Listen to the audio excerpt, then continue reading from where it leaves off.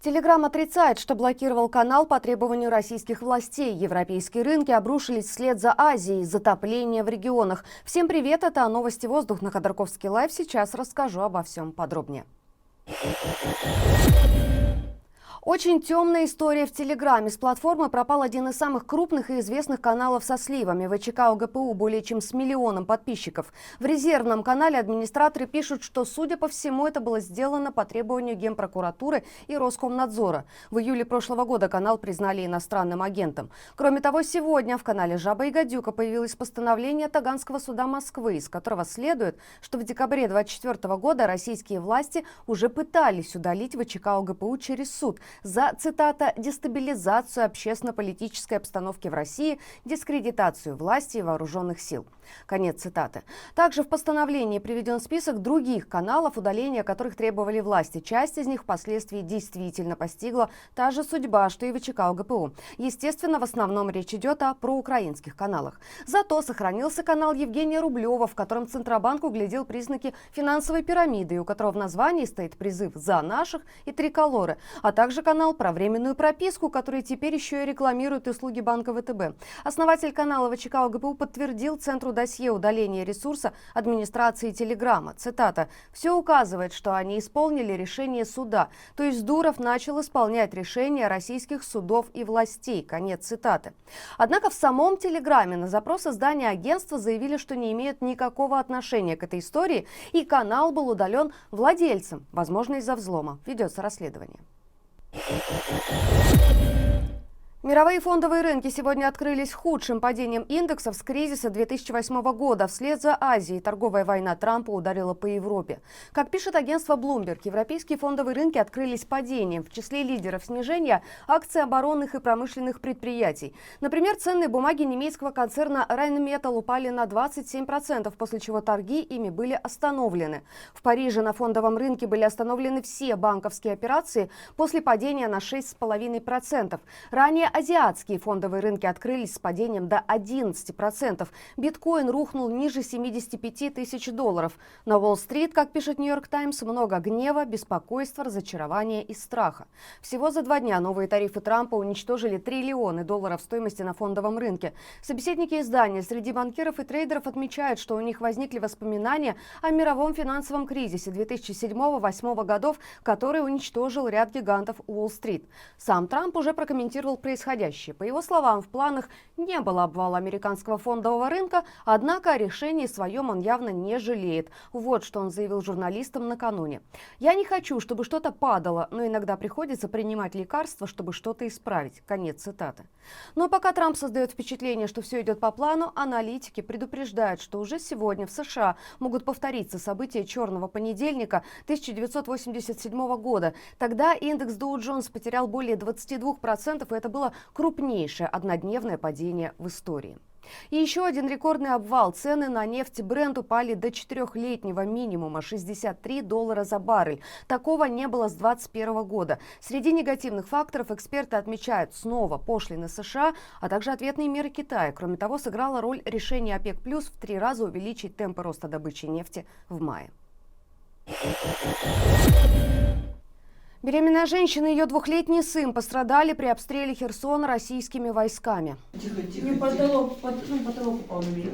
Сейчас нейрохирург, она укрыла ребенка своего. И его врач, чтобы пострелить. Обоих пострадавших достали из-под завалов. У мальчика взрывная травма и контузия. У его матери взрывная травма и травма головы. Ну а российские войска тем временем пополняются новыми уголовниками. Житель Сочи Рашид Алиев, который избил свою девушку Ксению Душанову и выколол ей глаз, отправился на войну в Украину. При том, что в марте у него должен был пройти судебный процесс о возмещении ущерба. Об этом адвокат Ксении узнала случайно. Сама пострадавшая сейчас находится в Петербурге на лечении. В последнее время ее состояние ухудшилось. Ей должны провести 4-ю операцию, а затем еще одну. Она опасается, что если Алиев вернется с фронта, он может нанести вред другим женщинам, и призывает всех, кто мог пострадать от него, написать заявление. Пожалуйста, подумайте сейчас о тех девочках, о тех женщинах, которые еще вляпаются, встрянут, которых он, возможно, убьет, я не знаю.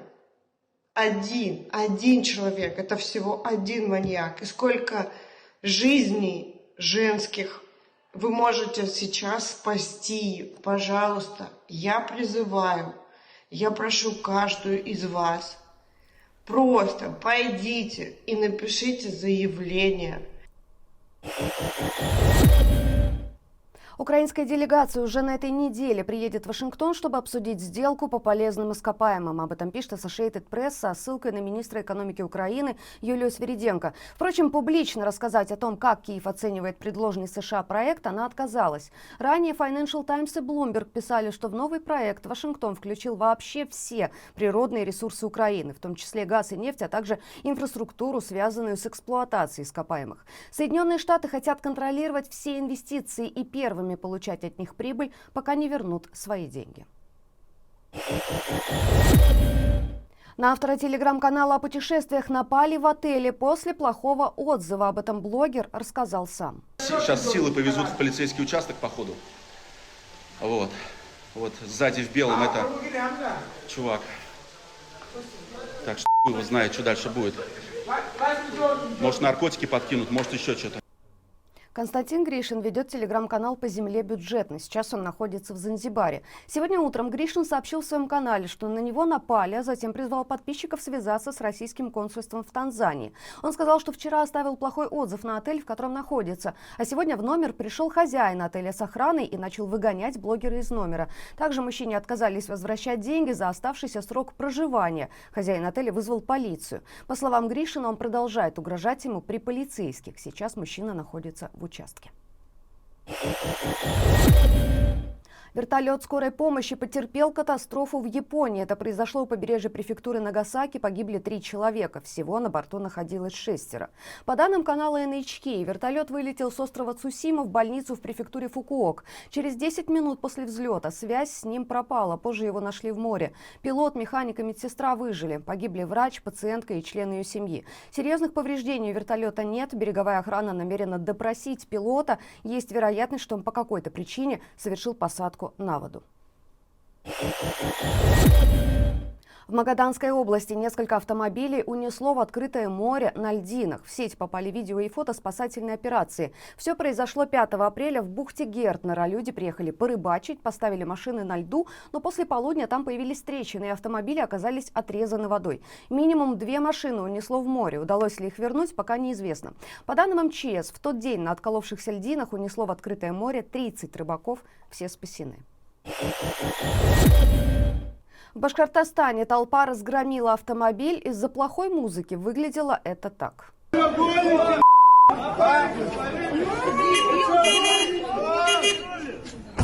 В городе Благовещенск пьяная компания поставила машину у кафе «Васаби», включила громкую музыку и начала танцевать. Это продолжалось, пока туда не подошла еще одна компания, которой это не понравилось. Мужчины потребовали выключить музыку, начали пинать автомобили, разбили несколько окон. Также пострадало несколько человек. Сейчас всех ищут силовики.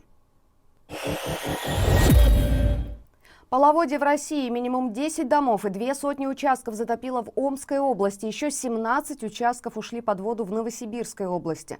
Затопления коснулись в основном дачных участков, также часть дороги и мост. В Омской области страдают жилые частные дома в 5 населенных пунктах. В некоторых из них людей отселили в пункты временного размещения. МЧС объясняет происходящее резким таянием снега и подъемом уровня воды. Это происходит каждую весну, но местные власти стандартно оказываются к этому не готовы.